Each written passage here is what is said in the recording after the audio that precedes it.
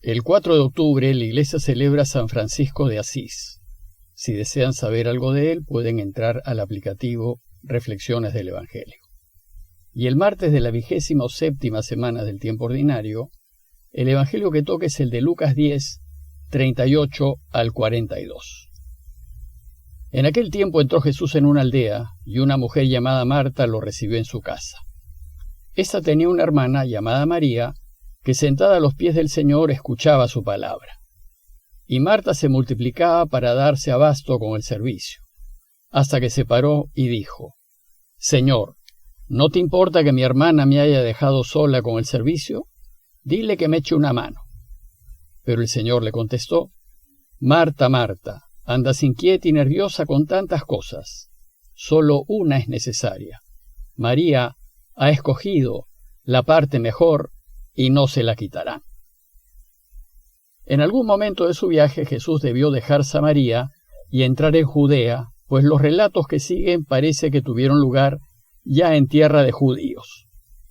Judea está al sur de Israel, y la ciudad capital de Judea y de todo Israel es Jerusalén, que como sabemos es el destino final del viaje de Jesús. Según los evangelios, Jesús no volverá a Galilea, sino hasta después de su resurrección.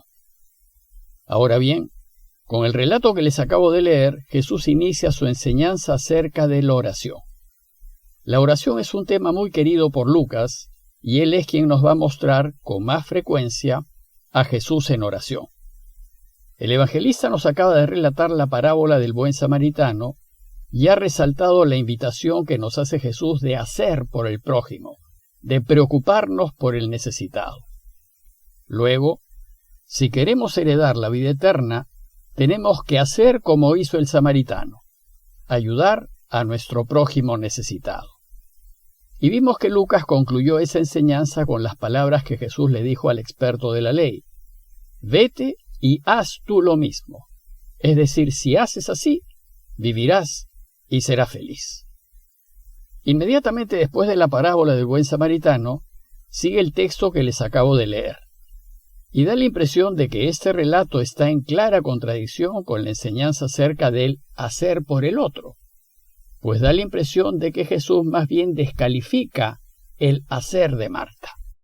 Bueno, pues, como con el texto de hoy se inicia la enseñanza acerca de la oración, es necesario entender que ella es un complemento de la enseñanza de ayer acerca de la acción. Debemos aprender que acción y oración se complementan y potencian mutuamente. Por ejemplo, la espiritualidad ignaciana sostiene que debemos llegar a ser contemplativos en la acción, pues acción sin oración es puro voluntarismo, y oración sin acción es vaciedad. Y debemos aprender que nuestro hacer por el prójimo ha de ser movido y motivado por nuestra correcta relación con Dios. Entonces, para aprender esta enseñanza, veamos en detalle el texto. Dice el relato que mientras iban de camino, entró Jesús en una aldea. Se supone, por lo que sigue, que se trata de una aldea judía. Luego Lucas nos describe a la familia que acoge al Señor y nos dice: una mujer llamada Marta lo recibió en su casa. Esta tenía una hermana llamada María. El carácter de estas dos hermanas coincide con el carácter de las dos hermanas de Lázaro, de las que nos habla el evangelista Juan, y que también se llamaban Marta y María. La familia de Lázaro era muy buena amiga de Jesús, pero ellos vivían en Betania, muy cerca de Jerusalén, y a Jesús aún le falta mucho para llegar a Jerusalén. Sin embargo, para los evangelistas las distancias geográficas no son un problema, pues como ya sabemos, su evangelio no es biográfico, sino catequético. Por tanto, lo que le interesa no es la precisión del lugar, sino la enseñanza que trae. Entonces, después de presentarnos a la familia, Lucas nos cuenta lo que hacían. María estaba sentada a los pies del Señor y escuchaba su palabra, mientras que Marta se multiplicaba para darse abasto con el servicio. Las dos hermanas representan los dos aspectos de la vida cristiana. La acción está prefigurada en Marta, que andaba ocupada en atender a los huéspedes, y la contemplación está prefigurada en María, que se encuentra sentada a los pies de Jesús, escuchándolo. La postura de María nos recuerda a la de la mujer que entró en casa de Simón el fariseo con un frasco de alabastro de perfume y que se sentó a los pies de Jesús a llorar y a besarlo. María también representa a los discípulos de Jesús, pues la palabra discípulo significa aquel que aprende a los pies de su maestro. Ahora bien, una vez descrita la escena, Lucas pasa a la enseñanza. Marta, cansada de tanto trajín, al ver que no podía sola y que María no la ayudaba, nos dice el texto que se paró y dijo: «Señor, ¿no te importa que mi hermana me haya dejado sola con el servicio? Dile que me eche una mano». El reclamo que le hace Marta a Jesús parece válido, y parece que tiene razón, pues si las dos hermanas han recibido a Jesús y a su comitiva, es lógico que las dos se ocupen de su atención. Pero María, en vez de ayudar a su hermana con todo el trajín, se fue a sentar a los pies del Señor. Entonces Marta le pide a Jesús que se lo diga, que le diga que no se afrezca, de la misma manera como le dijo al escriba que si quería vivir tenía que ir y ayudar a su prójimo. Pero, para sorpresa nuestra, el Señor le contestó: «Marta, Marta, andas inquieta y nerviosa con tantas cosas y solo una es necesaria. Y María ha escogido la parte mejor y no se la quitarán». Es desconcertante esta respuesta de Jesús, pues da la impresión de que apoya la despreocupación y el desentendimiento de María, en contra del válido reclamo de su hermana Marta.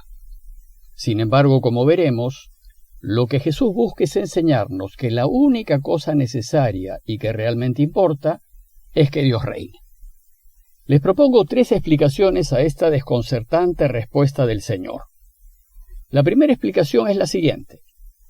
Recordemos que Jesús está enseñando a los suyos en el camino y que su primera preocupación es enseñar a sus discípulos cómo tienen que vivir si quieren ayudar al Padre a reinar. Jesús ha entrado en casa de Marta y María, pero para enseñar. Él no fue invitado a comer como en otras ocasiones. María ha entendido los deseos de Jesús y está haciendo lo que él espera que haga todo discípulo: sentarse a sus pies para aprender su camino.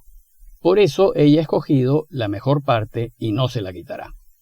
Pues lo que aprenda del camino de Jesús y asimile en su corazón, no lo podrá perder y le servirá para toda la vida. Marta, en cambio, no ha entendido lo que quería Jesús, y más bien se pone a atenderlo, pero lo que Jesús quería era enseñar. Su objetivo no era comer. Por eso le dice: «Andas inquieta y nerviosa con tantas cosas», pero son cosas que no se te quedan en el corazón y no te sirven para la vida. La única cosa necesaria es que aprendas el camino que te lleva a la vida. La segunda explicación es que las dos hermanas representan a la iglesia del tiempo en que Lucas escribió su evangelio. Marta representa a la iglesia que viene del judaísmo.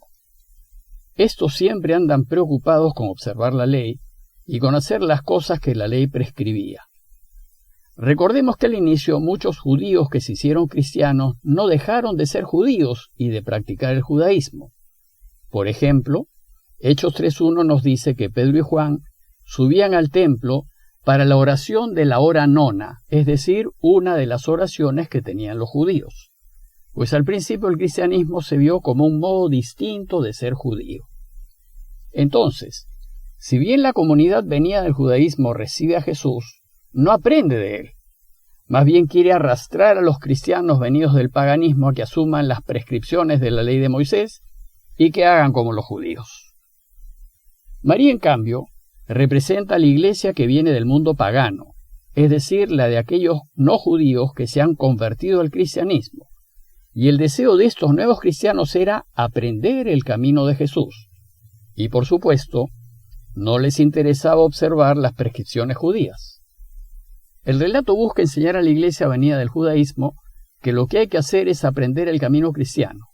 Esa es la única cosa necesaria y que sirve para la vida.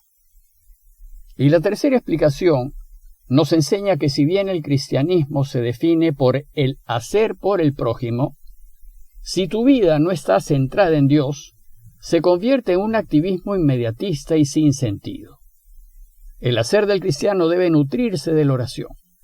La oración es el punto de partida de la acción, y sin oración, la acción es puro voluntarismo, pues oración y acción son hermanas. Y entonces, reflexionar en la palabra de Dios, que es lo que hace María, debe ser el motor de nuestra acción en favor del prójimo. A su vez, la acción nos debe llevar de nuevo a la oración. Aquí Jesús le pide a Marta que se ponga junto a María, pues si el hacer por el otro la lleva a quejarse del otro, entonces no ha aprendido bien lo que significa ser cristiano. Si Marta hubiese aprendido lo que enseña Jesús, serviría con alegría y sin quejarse. Concluyamos esta enseñanza revisando nuestras vidas y viendo si hemos integrado correctamente en nosotros la oración y la acción, pues ambas forman parte del camino cristiano. Sin acción por el otro, uno no es cristiano, pero sin oración a Dios, nuestra acción por el otro no será gratuita ni alegre. Luego debemos considerar la necesidad de una sincera, permanente y sostenida vida de oración. Pidámosle pues a Dios que nos ayude para que la reflexión de su palabra nos lleve a empeñarnos más en la oración y así poder servir mejor al prójimo. Parroquia de Fátima, Miraflores, Lima.